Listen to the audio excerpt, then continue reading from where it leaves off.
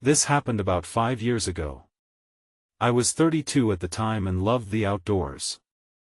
I decided to take a break from my freelance work one summer and go camping in a remote national forest. I set up my tent by a small lake, hoping for some peace and quiet.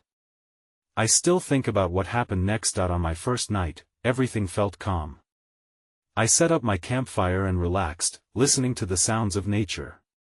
But around midnight, I heard rustling outside my tent. I figured it was a deer or a raccoon. Then I heard something else, a low, rhythmic humming. It felt strange. I grabbed my flashlight and pointed it outside, my heart racing. I saw nothing, just darkness. I shook it off and tried to sleep. The next day was warm and sunny. I thought maybe I was just imagining things. When night fell again, I started to feel on edge. I stood by the lake, trying to distract myself. That's when I noticed a figure about 20 feet away, just standing there with its back to me. It was hard to see in the fading light. A chill ran through me. I didn't say anything, something felt wrong. I blinked, and when I looked again, it was gone. I told myself I was just too tired. On the third day, I decided to explore more. That's when I found them odd little trinkets hanging from the trees. They looked handmade.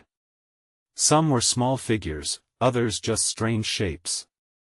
Each had a word etched into them, but they didn't make sense. I felt uneasy, like they were watching me. I didn't want to touch them. It felt like I was intruding. I wondered who had placed them there. As I packed my things that evening, the feeling of being watched grew stronger. I glanced over my shoulder often, expecting to see something lurking just beyond the trees. My heart pounded as I hurried to break camp. The sun dipped low, casting long shadows. I took one last look around as I zipped up my tent. Then I heard it again, the humming. It was louder this time, almost like it was drawing nearer. My breath quickened. I turned around, and that's when I saw it. A figure in the distance, but I couldn't make it out clearly. I felt a shiver run down my spine. It stood still, just like before. In that heavy silence, it seemed to whisper something. I didn't catch all the words, but I will never forget the last one, run.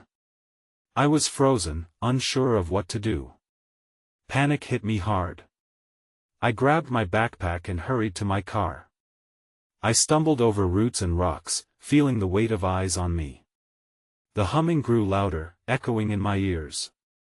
I got to my car, fumbled with the keys, and finally made it inside. As I drove away, I glanced in the rearview mirror. I thought I saw the figure standing at the edge of the forest, watching me go. I can't shake the feeling that whatever it wanted, it didn't want me there. I didn't stop to find out. As I pulled back onto the main road, my heart still raced. I needed to shake off what had just happened. The woods faded in the rearview mirror, but I couldn't dismiss the fear that had gripped me. I drove for hours, not daring to stop until I reached a gas station. The fluorescent lights felt almost harsh after days spent in darkness. Inside, the clang of the bell above the door seemed louder than usual. The clerk nodded, seemingly indifferent to my disheveled appearance. I grabbed a bottle of water and forced myself to engage. "Do you know anything about the national forest nearby?" I asked, trying to sound casual. He looked up, a hint of surprise in his eyes. "The one with the camping area? It's been pretty quiet lately." He leaned in slightly, lowering his voice. "You don't want to be caught out there after dark. There's been talk." "Talk?" I asked, feeling the hairs on the back of my neck stand up. "Just stories. Folks seeing strange things, figures in the trees, you know how it goes." He shrugged, but I caught a glimpse of something in his eyes, a flicker of concern or maybe fear. I paid quickly, my skin crawling. I wasn't ready to hear any more tales. I climbed into my car and tried to breathe. Darkness was creeping in again, and all I could think was how I wanted to forget my camping trip. But the humming hadn't left my mind. I couldn't shake the sound that had filled the night air. I pulled up maps on my phone, trying to distract myself. I spotted a diner nearby and decided to grab a bite. It felt like a safe choice. The diner was warm and inviting, filled with the aroma of coffee and bacon. I found a corner booth, hoping to relax. As I waited for my food, I overheard a couple at the adjacent table. They were discussing the very forest I had just escaped. "Did you hear about the disappearances?" the man asked, shaking his head. "Yeah, I thought it was just urban legend until last week," the woman replied. "My cousin went camping there and swears something was watching her. She said it was like the trees were alive." My stomach dropped. I wanted to close my ears, but I couldn't help but listen. They continued to talk of eerie sounds and strange encounters. My thoughts raced. I left the diner feeling worse than I had before. The weight of their words hung over me as I drove further away. When I was finally at the closest city, a wave of relief washed over me. I could put this all behind me. I parked and grabbed my phone, planning to check in with friends. Just as I picked it up, an incoming message caught my attention. "Did you see it?" It was from an unknown number. My heart sank. I stared at the screen, feeling sweat trickle down my back. Who was asking about this? Before I had a chance to reply, a chill filled the air. I glanced out my window and froze. Standing in the shadows by the gas station was a figure, just like the one from the forest. I felt the same instinctual dread rise in me, but I couldn't look away. Then, in a flash, it vanished into the dark that I couldn't get out of there fast enough. I slammed my car into gear and sped back onto the road. I had no idea what I was getting into, but I was sure now that whatever it was hadn't let me go. The road blurred as I accelerated, the landscape a chaotic mix of trees and distant lights. I felt like I was being hunted, though I couldn't dare look back. The unknown figure haunted my mind. Who were they? What did they want? I needed answers. My heart thudded against my ribs as anxiety twisted in my stomach. I wanted to think I was just skittish, but deep down, I knew something was off. I found a motel just outside the city. It had seen better days, but it felt like safety compared to the wilderness. I checked in quickly, my eyes darting around, half expecting that figure to appear again. In my room, I locked the door and let out a shaky breath. I sank onto the bed, my phone still clutched in my hand. I hesitated, then opened the chat with the unknown number. I typed carefully. "Who is this?" I pressed send before I could second-guess myself. A short moment passed, and then my phone buzzed again. "You're not safe. They know you are back." A chill ran down my spine. The message was vague, but I could feel the urgency laced within it. I threw the phone down and paced the tiny room. I needed to understand what I was dealing with, and fast. With trembling fingers, I pulled up a search engine. I typed "disappearances National Forest" and clicked on the first link. The page was filled with unsettling articles. Accounts of hikers who had gone missing, odd sights reported by campers. A particular story caught my eye. A woman had vanished while on a solo trip just a few weeks before I went. She reportedly heard whispers in the trees, sounds that seemed to call her deeper into the wilderness. The words felt like a warning. My heart raced at the thought of how close I had brushed past a similar fate. I leaned back against the worn-out bed, battling the images flooding my mind. A knock at the door jolted me upright. "Room service," came a voice from outside. I didn't remember ordering anything. With a knot in my stomach, I approached the door. I peered through the peephole but saw nothing. "Hello?" I called hesitantly, my pulse quickening. No response. I hesitated for a fleeting moment. Should I open it? Then I remembered the figure, lurking in the shadows. I took a step back, panic swirling again. I decided to ignore it and hurried back to the bed. Just then, a loud crash echoed from outside. I jumped, heart pounding. I couldn't sit still anymore. I tiptoed to the window and pulled the curtain aside. A group of people stood huddled around something on the ground. They looked frantic, illuminated only by the flickering neon sign of the motel. As I squinted to see better, my breath caught. One of them turned in my direction, their face obscured by shadows, but I could feel their gaze piercing through the dark. In a moment of clarity, I realized they looked familiar. They looked just like the figures I had seen in the woods. They were hunting. Then it hit me, who were they? What did they want? I stumbled back and nearly fell onto the bed. The messages, the figure, the whispers, it was all connected. I felt trapped, surrounded. I could no longer pretend I was safe. Then my phone buzzed again. Get out. Now. I barely processed the instruction before panic took over. I rushed to grab my things and nearly tripped over myself as I scrambled to the door. As soon as I opened it, there they were standing just down the hall. I could see their faces in the dim light, those familiar, haunting expressions reflected in their eyes that I had to run. I bolted down the hall, adrenaline surging. My mind raced as I skidded around a corner, not daring to look back. The footfalls behind me were heavy, lingering in the air like a dark cloud. I burst through the lobby doors, ignoring the front desk's curious stares, and raced into the parking lot. Where do I go? My thoughts scrambled as I scanned the area. My car stood alone, but I hesitated. What if they were waiting outside? I glanced over my shoulder. No one was there, not yet. I dove into my car and slammed the door shut. I fumbled with the keys, panic seeping deeper into my bones. As I started the engine, the headlights pierced through the night, illuminating a stretch of road ahead. I had to get away from this place. But as I pulled out of the lot, something caught my eye. A figure appeared at the edge of the trees, standing still and watching. It was too dark to make out who or what it was. My pulse quickened as the image felt too much like the one from the woods. I didn't want to stay long enough to find out that I sped away, hoping the road would lead me somewhere safe. The city loomed nearby, but I didn't dare head back there. Instead, I turned down a narrow road leading toward the outskirts, hoping the distance would put a barrier between me and whatever was following. The further I drove, the more silence enveloped me, the tension barely muffled by the rumble of my engine. I took a deep breath and tried to process what just happened.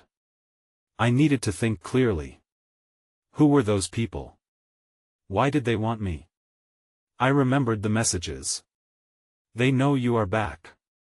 I clenched the steering wheel, realizing I had returned to a place that held dark memories. My childhood spent in that forest, a place once full of adventure. I thought I left those days behind. It felt like a trap now. Just then, my phone buzzed in the passenger seat. A new message. My heart raced again. Could it be another warning? I hesitated but knew I had to check it. I pulled over, glancing around nervously. Meet me at the old campsite. They're closing in. My breath caught in my throat. The old campsite? I hadn't been there in years. It was untouched, abandoned since I was a child. I should have felt fear, but a part of me was curious. Could this person give me answers? I started driving again, fueled by a mix of fear and determination. The road turned winding and dark, flanked by tall trees that seemed to close in around me. I turned the radio up to drown out the thoughts. What if this was a trap? What if I was leading myself into danger? Suddenly, I caught sight of something moving in the headlights. I slammed the brakes. It was another figure stepping onto the road, hands raised as if to stop me. I recognized the familiar stance, those haunting features illuminated by the dim glow of my headlights. I felt like the world was tilting, spinning around me. Turn back, they shouted, their voice echoing in the silence. I froze, caught between fear and the urge to act. Everything I thought I knew was unraveling. Someone or something was waiting for me at the campsite. I knew I had to decide, and fast. Should I stay and risk everything, or should I flee again? And yet, the pull to uncover the truth was far too strong. As uncertainty gripped me, I barely registered the sound of more footsteps behind me, and that familiar chill settled into my bones. This was just the beginning. I didn't get a chance to think. My instincts kicked in.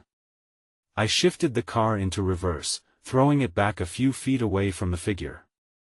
The road stretched wide ahead, but the figure didn't move. My heart raced as I processed who it was. Lucy. The memory of her laughter echoed in my mind, but right now she looked terrified. "What are you doing here?" I shouted, my voice barely louder than a whisper. "You don't understand. You have to leave," she urged, stepping closer but still keeping her distance. "They're watching you. They followed you." I felt my stomach drop. "Who are they?" I asked, my voice shaking. "Just go, please. Trust me." The desperation in her eyes pushed me to the edge. Somewhere deep inside, I wanted to believe her. Lucy had been a friend when we were kids, but that felt like a lifetime ago. As I weighed my options, a dark shadow flickered behind her. I could see more figures moving, fast and silent amid the trees. Anxiety gripped my chest. "Lucy, what's happening? What do you know?" I pressed on, but she just shook her head. "I can't explain now. You have to trust me." She shouted again, her eyes darting back toward the woods. My grip tightened on the steering wheel. I had to decide fast. I looked into her eyes. "If I drive away, will you come with me?" "No," she said, fear etched on her face. "It's not safe for you out there. Stay. I'll help." Before I could respond, the figures grew closer, almost slinking through the shadows with a grace that made my skin crawl. I was out of time. The sudden rustle of branches filled the air. I slammed the car into drive and took off, Lucy disappearing behind me. I couldn't think about her, I had to escape. The road twisted and turned as I sped away, panic blurring my thoughts. I saw the old campsite sign looming ahead, almost a beacon against the night sky. Something was drawing me back, a part of me still wanting to face whatever was there. But I shook my head. "No," I whispered to myself, "you need to get out of here." I turned the radio back up, focusing on the noise to drown out my fear. But the sensation of being followed crept back in. I glanced in the rearview mirror. Nothing but darkness. That's when I saw it, a small flicker of light reflected in the trees. My heart raced as I squinted to see. It was a lantern, swaying gently, illuminating a path. A promise of answers? Or another trap? I felt the pull again, stronger this time. Before I could convince myself otherwise, I steered off the road and followed the flickering light. The hair on my neck stood straight. I had made a choice, one that could cost me more than I could imagine. My feet hit the ground as I parked, my heart pounding against my chest. I crossed a small clearing, the glow dancing ahead, leading me further into the woods. With every step I took, I could sense the silence deepening, the world slipping away behind me. As I approached, I saw a figure standing next to the lantern, face hidden in shadow. A shiver of recognition ran through me. Who were they? I was determined to find out, but just as I reached out, everything went dark. A sudden crash echoed in the woods. Someone or something had arrived. My breath caught. I wasn't alone anymore. I stumbled back as the darkness enveloped me. The air shifted, thickening with an unease that set my skin on edge. The crash echoed again, this time closer, sending a jolt of adrenaline coursing through my veins. I focused on the flickering light of the lantern, trying to push through the suffocating gloom. "Hello?" I called out, my voice wavering.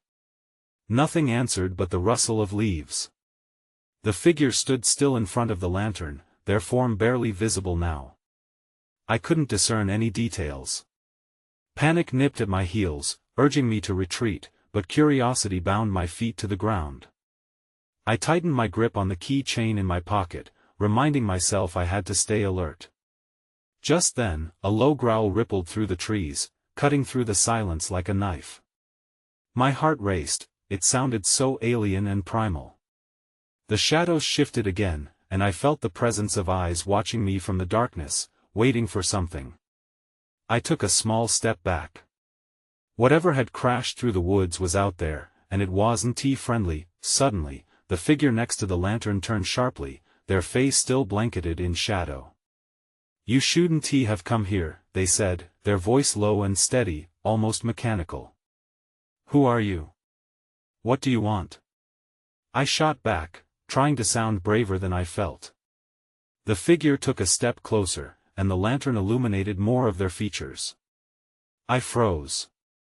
It was someone I recognized, someone from my past. Charlie. He had been part of our summer group back in the day, but he vanished one summer night, and I thought he was gone for good. "Charlie?" I breathed, disbelief wrapping around me like a fog. "What happened to you? Time moves differently here." He glanced nervously over his shoulder, as if expecting something to emerge from the shadows. "You need to leave. They'll find you." "Who will?" My head spun. The sense of familiarity faded, replaced by a rising tide of fear. But Charlie wouldn't meet my eyes. Instead, his gaze remained fixated on the woods. "You can't trust anyone. You shouldn't have come here. They come for anyone who gets too close." Before I could reply, there was another loud crash nearby, startling me back to reality. Something massive was moving through the underbrush, branches snapping and leaves crunching underfoot. In a surge of instinct, I turned to run, but Charlie seized my arm, his grip surprisingly strong. "You can't go that way. They're there." Panic surged. "What do you mean? What do I do?" "Follow me," he instructed, pulling me away from the lantern's reassuring glow. I hesitated, eyeing the dark expanse beyond and the unknown threats lurking there. "Charlie, I don't trust you," I said, feeling the words stick in my throat. "Good. You shouldn't. But you don't have a choice." Then came the sound of a deep, guttural roar that sent ice through my veins. Before I could protest, Charlie yanked me into the deeper woods, darkness swallowing us whole. Each step crunched underfoot as fear clawed at my throat. I felt the weight of shadows pressing in on me. Just as I nearly lost my footing, I realized the lantern was fading behind us, diminishing like my chances of escape. And then I heard it, a whisper in the wind, calling my name. That's when I knew I was trapped in a nightmare, and all I could do was hold my breath as I plunged further into the unknown. I stumbled through the thick underbrush, Charlie pulling me along as the darkness swallowed us whole. The roar faded into the distance, but my heart pounded in my ears. I tried to make sense of everything. Charlie was alive. How had he ended up here? And what did he mean by, "they"? "Keep moving," Charlie whispered urgently, glancing back as if expecting the growl to return. "What are we running from?" My voice trembled despite my best efforts to hold it steady. "They hunt at night," he said, urgency mixing with fear in his eyes. "We can't stop. They're always looking for new targets." "Who are they?" I pressed, desperate for clarity. I could feel my skin crawling, sensing the vague presence of something creeping in the dark. "No time," he snapped, tugging me deeper into the chaos of trees. Each thicket blocked out a sliver of moonlight, making it harder to see. My instincts told me to be careful, but I had to trust Charlie. For now, at least. As we pushed on, I heard something shift within the trees beside us. It was faint but unmistakable, a whispered voice beckoning softly. "Help." It sent a chill down my spine. "Did you hear that?" I whispered, stopping in my tracks. The fear clawed at me, urging me to run. Charlie's eyes widened, his face paling under the dim light filtering through the branches. Don't listen. It's not real. It's a trick. We continued moving, but that whisper lingered in the air, curling around me like smoke. The shadows flickered, shifting uncertainly in the outlying darkness. I glanced over my shoulder, convinced I might see a figure standing behind us. Nothing. Just more trees, more shadows. Suddenly, we stumbled into a clearing. The moonlight poured in here, creating an eerie glow. My breath hitched when I noticed something unusual on the ground, a collection of shiny objects glimmering in the light. I stepped closer and gasped. It was a pile of belongings, broken watches, tattered clothing, even a shoe, all of it worn and weathered by time. This is where they keep what they take, Charlie murmured, his voice strained. This is just one of their traps. A cold lump formed in my throat. The items belonged to those who had been lost. Are people still here? I choked out, dread creeping in. No, but they might return, he replied. We need to go. Before I could respond, the air changed again. The growl returned, louder this time, and closer, vibrating through my bones. The shadows thickened and coalesced at the edge of the clearing. Something was coming. We're not safe here. Charlie shouted, his voice rising in panic. Run. We took off again, adrenaline fueling my legs as the branches slapped against my skin like angry whispers. I felt like I might trip at any moment, but I pressed forward, willing my limbs to cooperate. Then everything went dark. A heavy shadow fell over us, plunging us into a world devoid of light. The whisper turned into a cacophony of voices, each one overlapping with the last. Help. Just when I thought I would collapse under the weight of fear, I caught a glimpse. A figure stepped into our path, eyes glowing with an unnatural light. Who are you? I gasped, breathless, as the darkness threatened to swallow us whole once more. The figure loomed closer, its glowing eyes piercing through the dark. My heart raced as I tried to make out its shape. It wasn't human, not entirely. The skin was too pale, almost translucent, and where there should have been hair, there were only wisps of shadow.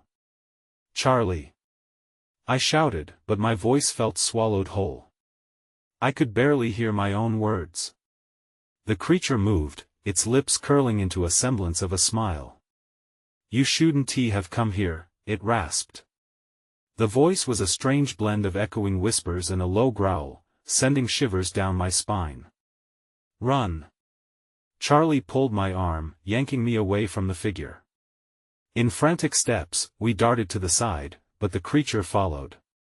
It floated, gliding effortlessly through the tangled branches. We barreled back into the underbrush, branches clawing at my clothes and skin.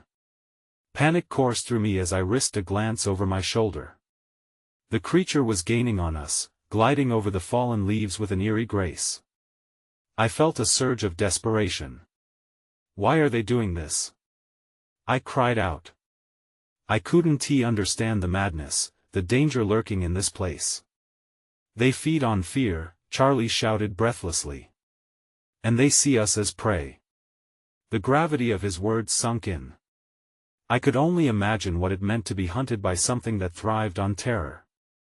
As we ran, I sensed something else, a shift in the air, a presence beyond just the creature. Ahead, the forest started to thin, revealing a softer glow. It was the tent site we had left hours ago. Relief washed over me at the thought of safety.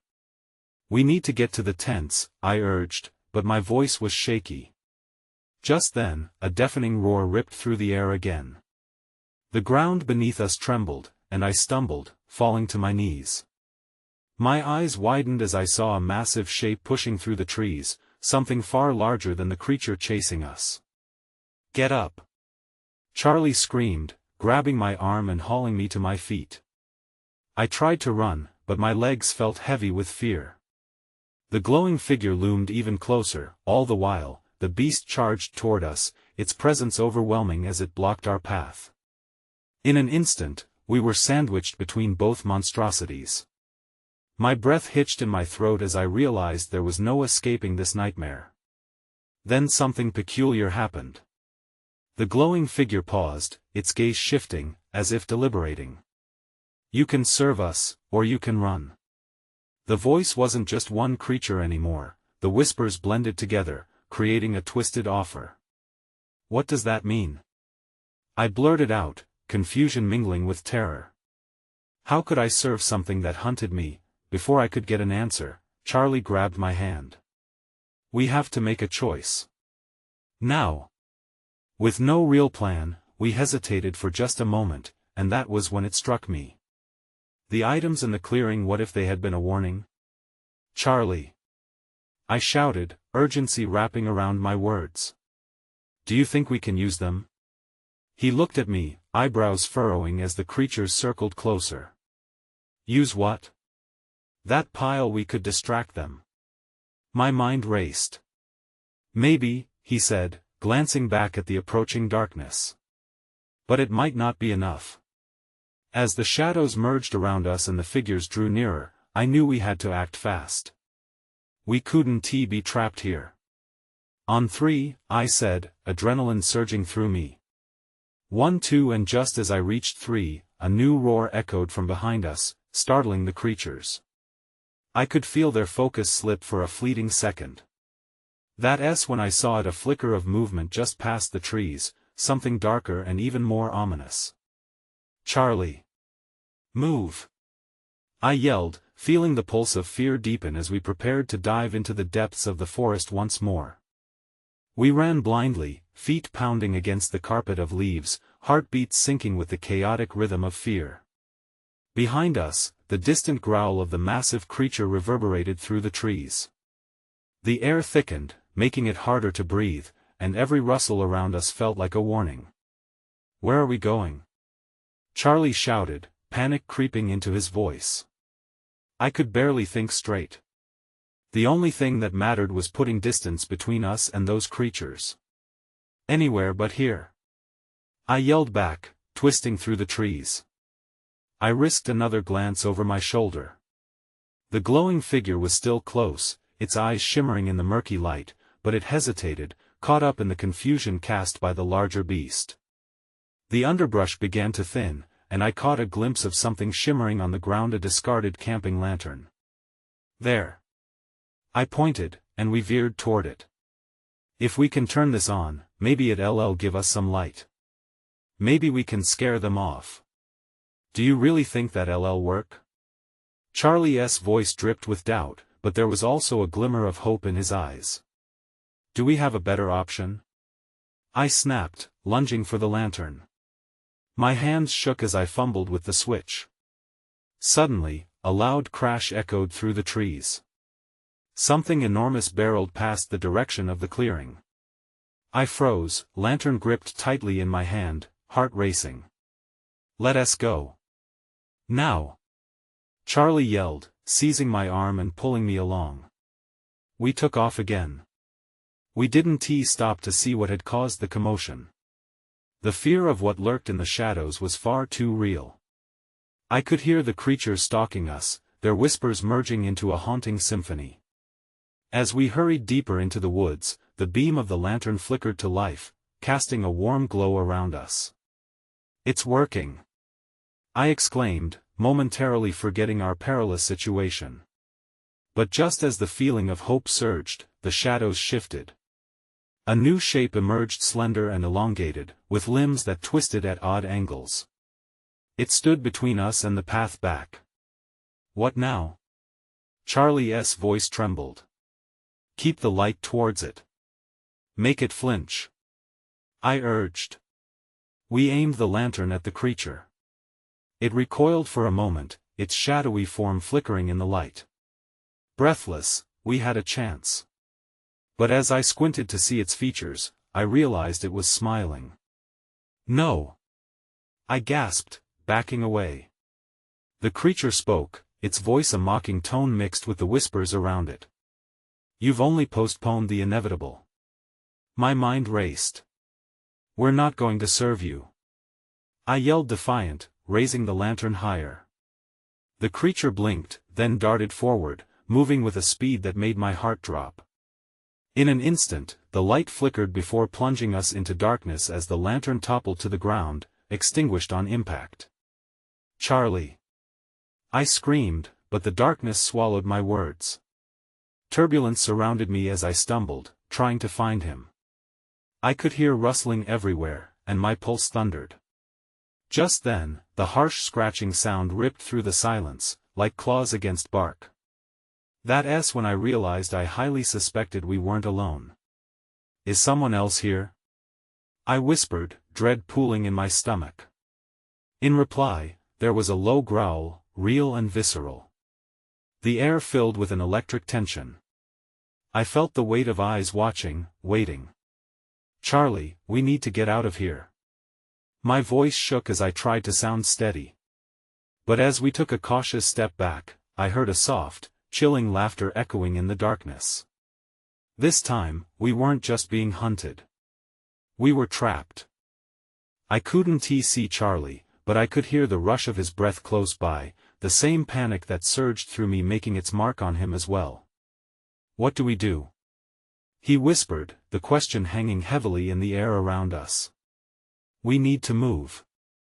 "Stay close," I managed to reply, still grasping at the remnants of my composure. In the oppressive darkness, the hairs on the back of my neck prickled, and I could feel the weight of the unseen eyes bearing down on us. Each rustle of leaves sent jolts of anxiety through my bloodstream. We took a tentative step back, and the deep growl erupted again, reverberating through the trees, as if taunting us. "Over here!" I whispered urgently, tugging at Charlie's sleeve and darting toward the closest tree, its trunk a solid barricade against whatever prowled behind us. As we pressed our backs against the bark, I closed my eyes tightly, trying to visualize an escape route while keeping my heartbeat steady.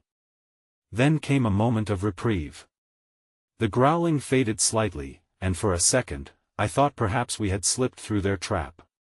But the sudden silence was even more terrifying. Then I remembered the last message that had come through on my phone: "Get out. Now." Instinct kicked in. "We have to run. Back toward the path." I whispered fiercely to Charlie, who nodded, his expression grave. We picked our way back through the underbrush. Each snapping twig felt like a countdown to catastrophe, but we had to keep going. Inch by inch, we stepped deeper into the trees, drawing closer to that glimmer of hope. I could barely make out the faintest outline of the path ahead, the moon filtering through the canopy to offer the smallest sliver of light. Without warning, a figure emerged onto the path, blocking our way, a gaunt, elongated shape with those same glowing eyes. "You shouldn't have come back," it hissed. I compressed my lips, my heart shuddering. Somehow, this felt more personal than the others. I steeled myself, knowing we had to make a move. "Charlie, we have to go around," I urged, trying to navigate our options. "No, we can't," he countered. I think it's a gateway. We have to confront them." "Confront them? Are you out of your mind?" The thought sent terror surging through my veins. Yet before Charlie could respond, the figure lunged, and instinct took over. I grabbed his arm and bolted around the creature, feeling the rush of air as it narrowly missed its mark. We sprinted down the path, navigating the dense trees and fallen branches, adrenaline coursing through our bodies. Behind us, screeches and howls erupted, a cacophony of sinister sounds in hot pursuit. I felt Charlie press against my shoulder, urging me to move faster, but I also sensed he was slightly slowing down, holding back in some way I couldn't fathom. Was he conflicted? We couldn't stop now that I veered to the right, my feet pounding the dirt, until I spotted a break in the trees. "This way!" I yelled and broke free into the clearing where our old campsite stood, auspiciously untouched by time but fraught with shadows. The lantern still lay there, but it felt different now, as if it held a certain tension in its faded glow. "We can use it!" I shouted, rushing for the light, Charlie on my heels. As I reached for it, I could feel a presence close behind us, cold, suffocating, ages of anger pouring off it in waves. I fumbled to revive it. I cranked the base and struck the flint, and with an almost miraculous flicker, the flame roared to life. The warm glow expanded, pushing back against the shadows and creating a circular shield around us. Breathless, we finally turned, facing the gathering dark figures, those familiar forms hovering at the edges of our light. "You brought him back," the glowing figure from earlier said, its voice like a razor through the tension in the air. "You have a choice." "I'll make my choice," I shouted defiantly, courage somehow rising within me. "We don't belong here. We want to serve you." The figures hissed, a collective shiver rippling through the air, drawing closer into the light of the lamp. "You think you can escape?" one whispered. Taking a single step closer, its eyes narrowing. "Maybe we can't," Charlie said breathlessly beside me, clutching his hand tight around mine, "but we can fight." His words sparked something deep within, a glimmer of hope against the encroaching darkness. "But we want to serve you," I reaffirmed, raising the lantern higher. "You don't own us." And just like that, something shifted. The figures recoiled, their malicious energy dissipating slightly as if our defiance had disarmed them. "You're strong, but strength doesn't keep you safe from what lurks," one figure hissed, but I caught the glimmer of uncertainty in its voice. "Maybe not," I replied, "but we will fight for our own light." We turned towards the path leading back to the world beyond the woods, clutching the lantern as we began to move forward, the glow solidifying around us like a barrier. With each step, the darkness pulled less tightly at our edges. Whatever had kept us there now seemed a little fainter. As we stumbled away from the encroaching figures, I felt a sudden rush of wind behind us, the whispers turning to frenzied cries, desperation wrapping around us. Each step led us toward the safety of the path, echoes of danger fading into the night, but just past the tree lean, I paused, glancing back one last time. The figures were there still, but they stood at a distance, shadows wavering. Their eyes glowed, but the hunger in them felt tempered.